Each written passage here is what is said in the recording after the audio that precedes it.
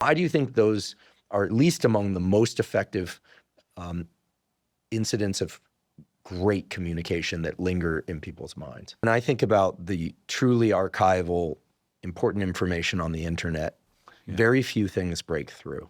I sometimes play this game. I think, like, what is like true legacy content on the internet? And one of the things that breaks through is Steve Jobs' commencement speech at Stanford. The I Have a Dream speech, obviously, Martin Luther King, JFK said some pretty important things. Those were written speeches.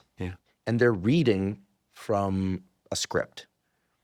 And they include story in many cases. So it fits. And yet, like the Jobs speech, which I've listened to many times, he's reading from a piece of paper. So it runs counter to a lot of what we're talking about. And yet it's extremely effective communication. Why do you think those examples, let's just say JFK, Martin Luther King, Steve Jobs, I should probably include a few others, but those are the ones that come to mind.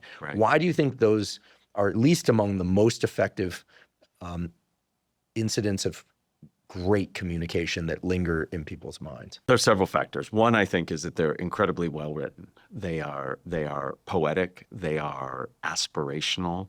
They use rhetorical flourishes that make them memorable, repetition, alliteration, things like that. They also are in a context, in a time when those messages were really important and needed. And though they echo, they connect at a level of what's going on in the zeitgeist of the moment. JFK's moonshot speech, Martin Luther King's civil rights speech. Steve Jobs, I would argue, what was going on in the economy and the environment at that time, that message really resonated. So I think it's a match of context and timing. It's a match of really important ideas presented in a really important way with specific rhetorical flourishes that really make them memorable.